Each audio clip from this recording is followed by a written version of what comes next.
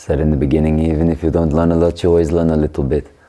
Let's just take a moment to see not what we learned, but how we're learning. Just coming back to this presence, coming back to our breath, just coming back to the sound of the crickets, the heart beating. And just for one moment, let your body and your mind be completely as they are. You don't need to alter it, you don't need to fix it.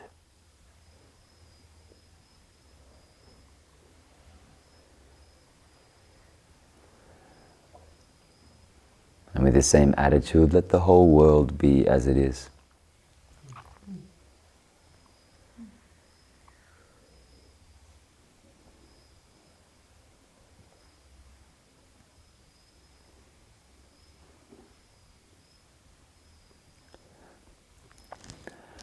Somebody mentioned to me tonight self-hatred, self-loathing, in a sense.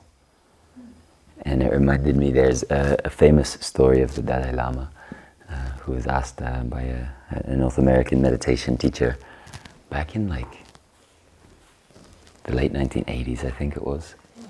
He was giving an audience. You know this. Yeah. And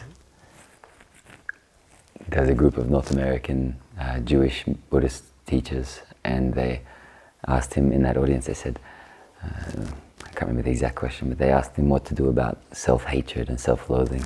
And the Dalai Lama turned to his interpreter, and they were talking about it for a while. They're going back and forth, and they both looked very, very confused. Neither one of them knew really what was going on. And they were talking, and they were talking, and they were talking, and the interpreter also didn't really know much. And after a while of their back and forth, they turned back and said, "We don't know what this is. We're not really sure what you're talking about."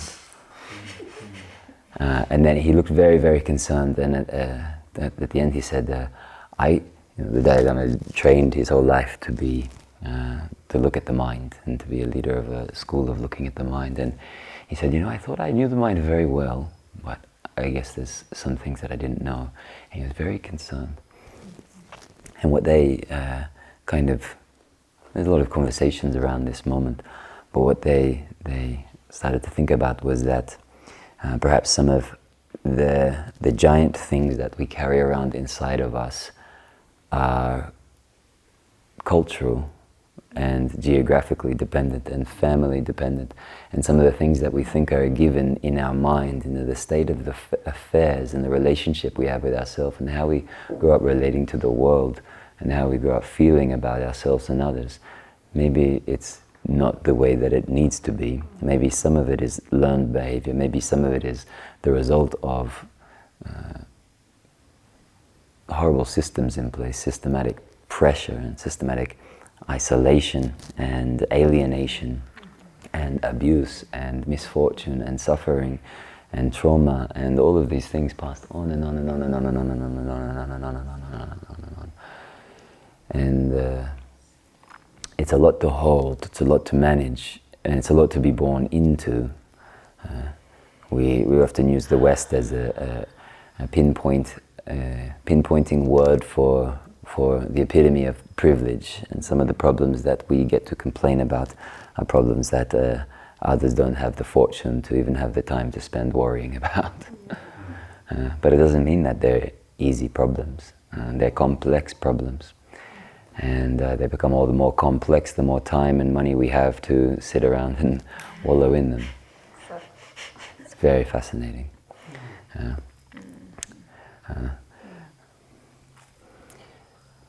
And so if this idea of self-hatred in Tibet, they said they didn't really know that from their upbringing.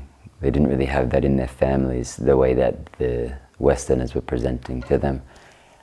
It gave the Westerners also something very deeply to think about, to say, oh, well, that's interesting. It wasn't that they didn't feel seen and heard and met and acknowledged. They had to sit with that and say, wow. And then the conversation in North America, they all chimed in and said, yeah, I guess it's cultural For sure it's cultural. Perhaps it comes from certain religious undertones that see ourselves as inherently flawed. And then online, on forums, people from all different parts of the world, from the West and from the South, they chimed in, they said, no, we have that here. We have it in South America. We also have it in Europe. It's not just the United States. And then they start to look at these traces, and it's a very interesting topic of discussion out there that started from this one little question and this one confused little old man. Yeah. How fascinating.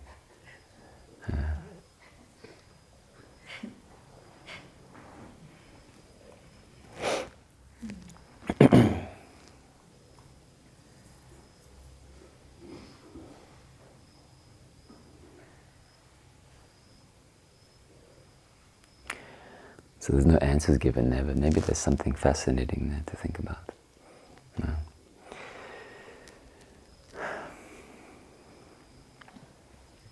To heal some of the parts and the pieces of the things that we've picked up along the way. One of my favorite stories, it's a story of a person who is carrying a lot of baggage, luggage, and they're walking down the street and they're really heavy in carrying it. They're falling down. And somebody, it's the good old days, and they come by with a horse and a cart and they say, wow, I can help this person. Would you like a ride in my horse and cart? You look like you're struggling. And the person, she says, yes, thank you. And she gets in the cart and she's holding all of her stuff. And the person who gave her the ride says, he's very confused as well. He says, I offered you a ride so that you could put down your bags and you could stop struggling, because you're still holding everything. And she looked confused. She said, if I put all my bags down, I'll break the horse's legs.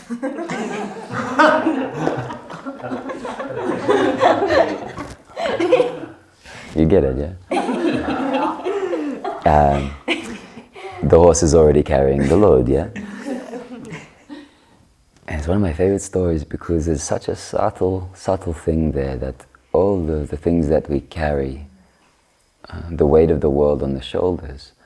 And why I wonder where this terminology came from, that we carry the weight of the world on our shoulders. And some of us feel it, some of it is weighed there. You know what that feels like, you know where it is, you know what it is to carry so much weight. And it's so funny because if we really, really look at it, it's so obvious, it's so simple. There's no world on our shoulders. We are on the shoulders of the world. And so we are like that person in the cart carrying all of this stuff, worried that the world can't hold it. Isn't that true? Yeah? So, it's a long way to say, see if you can become 1% lighter right now. And see what happens when you do that, no? And that's just 1%. Yeah. I'd hate to see what 10% is. Yeah. And just thinking about that, the belly makes a different movement. The shoulders change, the jaw changes, the eyes change, the tongue, the breathing. Everything changes in order to make space. And if we're not aware of that space, then we're filling that space. And we don't mean to fill that space, but quite often we continually fill it. We fill it with all sorts of things, looking for all sorts of good things. We fill it with all sorts of bad things. I read a meme the other day on the internet, and it said, I don't know if you've heard about it. It said, I liked it very much. It said, I just bought my stupid $7 coffee so that I can fill the void while I look at my stupid $1,000 phone to help fill the void. And then she said, anyway, the void's still not full.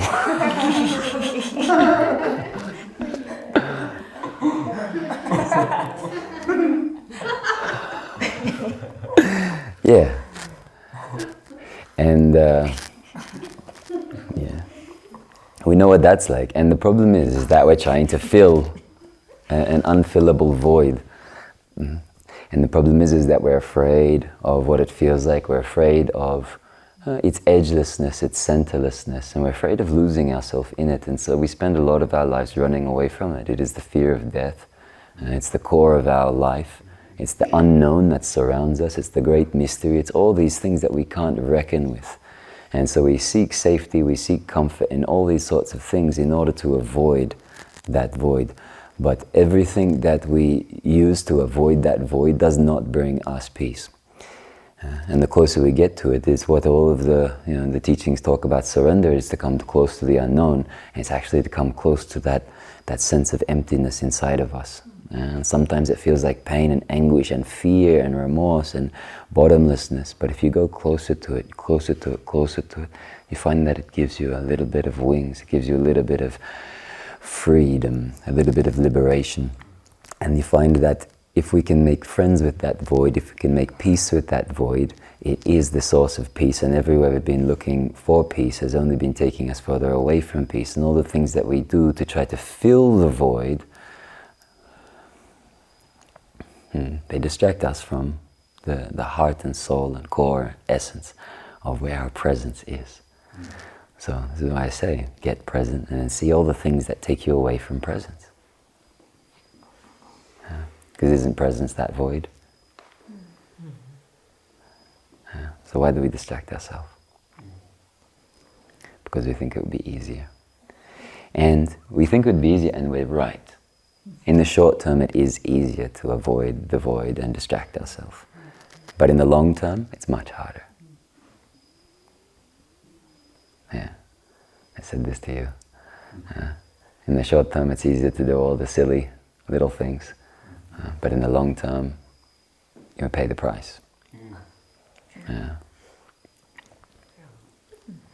So, we came here to be reminded, to remember, to return, to reveal, to realize, to recognize the important things in our life, where we can take refuge, where we can take peace, where we can take shelter from the storm, and grow our heart nice and thick so that it can take roots all over the earth and provide fruits for all types of beings. So whatever your experience this weekend, you can let it be, and you can just take refuge inside of your own heart, because you came here to be you, and you came here to be with yourself, and you came here to find your feet, you came here to find your ground, your roots, your light. So I just have the pretty words, but you're the one that has to do that. So let's just take a moment to do that for each person here.